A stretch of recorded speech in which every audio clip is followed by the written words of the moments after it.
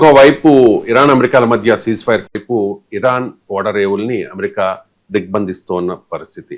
ఈ naval blockade continue అయితే కనుక దీన్ని ఆపకపోతే ఖచ్చితంగా ఈ సముద్ర గర్భ కేబుళ్లను ధ్వంసం చేస్తాము అని చెప్పి ఇరాన్ హెచ్చరిస్తున్న పరిస్థితి. ప్రొఫెసర్ గారు, ఇప్పటికే చూసాం మనం, హర్ముజ్ స్ట్రైట్ క్లోజ్ చేస్తే దాని ప్రభావం ప్రపంచం అంతా చూసింది. ఇప్పుడు సముద్ర గర్భ కేబుళ్లను ధ్వంసం చేస్తామని ఇరాన్ అంటోంది. అంటే చాలా భయంకరమైన ప్రభావం ఉంటుంది. ఎందుకంటే ఇప్పుడు ఇవి ఇంటర్నెట్ కేబుల్స్, ఇంటర్నెట్ లేకుండా అసలు ఎకానమీ ఉండదు. మీరు ఉదాహరణకు హర్ముజ్ జలసంధి మూసేస్తే గ్యాస్ సప్లైస్ దెబ్బతిన్నాయి, ఆయిల్ సప్లైస్ దెబ్బతిన్నాయి. బాబెల్ మండేబ్ కనుక రెడ్ సీ పైన హూతీలు ఆపేస్తే ట్రేడ్ ఆగిపోతుంది. కానీ ఇది కమ్యూనికేషన్ ఏంటంటామో నిరంతరం జరగాల్సిందే కదా. మీకు కంప్లీట్ గా డేటా సెంటర్లు పనిచేయడం మానేస్తాయి, కంప్యూటర్ బ్యాంకింగ్ ఎఫెక్ట్ అవుతుంది, హెల్త్ సెక్టార్ ఎఫెక్ట్ అవుతుంది, సివిల్ ఏవియేషన్ ఎఫెక్ట్ అవుతుంది, డిఫెన్స్ ఎఫెక్ట్ అవుతుంది. ఎఫెక్ట్ కాని రంగం అంటూ ఉండదు.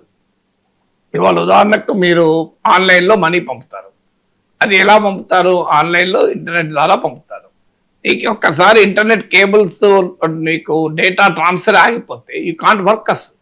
మీకు యూరప్ ఏషియాకు మధ్య కంప్లీట్ కమ్యూనికేషన్ బ్రేక్ డౌన్ అయిపోతుంది. అది దాని నష్టం మామూలుగా ఉండదు.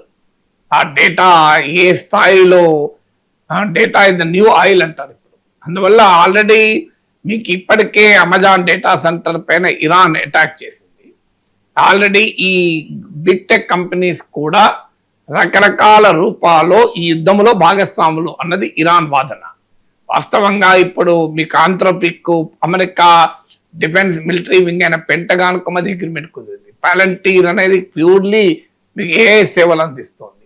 మీకు ఆల్ టాప్ ఏఐ కంపెనీస్ కూడా అమెరికా ప్రభుత్వ మిలిటరీ ఆపరేషన్లకు కావలసిన ఆర్టిఫిషియల్ ఇంటెలిజెన్స్ సేవలు అందిస్తుంది. అందుకే కదా మీకు ఇరాన్ ఆ డేటా సెంటర్ల పైన అటాక్ చేసింది.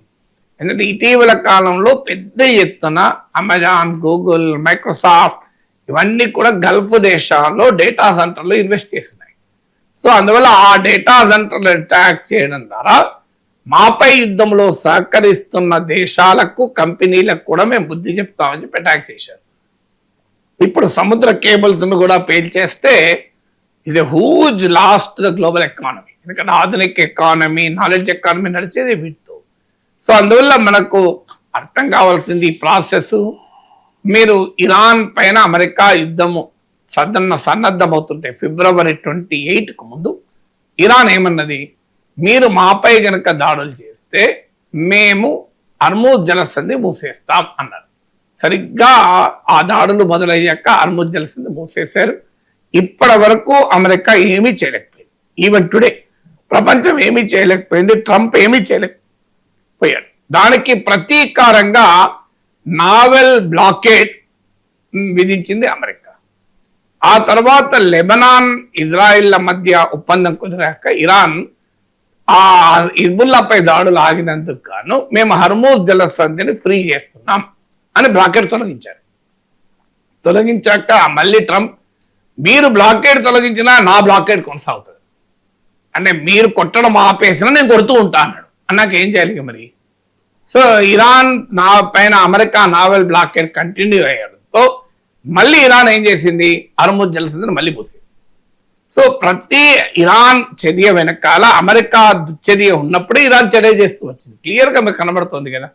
అలాగే అమెరికా ఏం చేసింది, ఇరాన్లోని మిలిటరీ ఇన్ఫ్రాస్ట్రక్చర్ అటాక్ చేసింది. America, Israel. ఇరాన్ ఏం చెప్పింది, మీరు మా పైన గనక మిలిటరీ దాడులు చేస్తే మేము మా పొరుగున ఉన్న అరబ్ దేశాలలో అమెరికన్ మిలిటరీ బేసెస్ ఉన్నాయి కనుక వాటి పైన దాడులు చేస్తాం. ఇది పొరుగు దేశాల సావర్నిటీ పైన దాడి కాదు. మాకేం పొరుగు దేశాల మీద కోపం లేదు, అరబ్ నేషన్స్ పైన. కానీ ఈ అరబ్ నేషన్స్ లో అమెరికన్ మిలిటరీ బేసెస్ ఉన్నాయి కనుక, ఇప్పుడు UAE, Qatar, Saudi Arabia, Bahrain, Kuwait, అంతటా జోర్డాన్ అమెరికన్ మిలిటరీ బేసెస్ ఉన్నాయి. అందువల్ల ఈ అమెరికన్ మిలిటరీ బేసెస్ పైన ఇరాన్ అటాక్ చేసింది. సో ఇజ్రాయెల్ పైన అటాక్ చేసింది. తర్వాత ట్రంప్ ఏమన్నాడు, మేము ఎనర్జీ ఇన్ఫ్రాస్ట్రక్చర్ను కూడా అటాక్ చేస్తాం, పవర్ ప్లాంట్ల డే, బ్రిడ్జెస్ డే అన్నాడు. ఇరాన్ ఏమన్నా అది కనుక చేసి చూడండి, మీరు కూడా మేము గల్ఫ్ దేశాల్లో డీసాలినేషన్ ప్లాంట్లను అటాక్ చేస్తాం, పవర్ ప్లాంట్ అటాక్ చేస్తామని ఇరాన్ హెచ్చరించింది. ఇప్పటి వరకు ఆ ట్రంప్ చేయలేదు ఆ పని. ఈలోగా ఇజ్రాయెల్ ఏం చేసింది, ఇరాన్లోని సౌత్ పార్స్ ఎనర్జీ క్షేత్రం పైన అటాక్ చేసింది. సౌత్ పార్స్ అనేది ఇరాన్లో అతిపెద్ద గ్యాస్ ఫీల్డ్. ఇరాన్ ఉత్పత్తి చేసే గ్యాస్ లో అత్యధికం సౌత్ పార్స్ నుంచి వస్తుంది.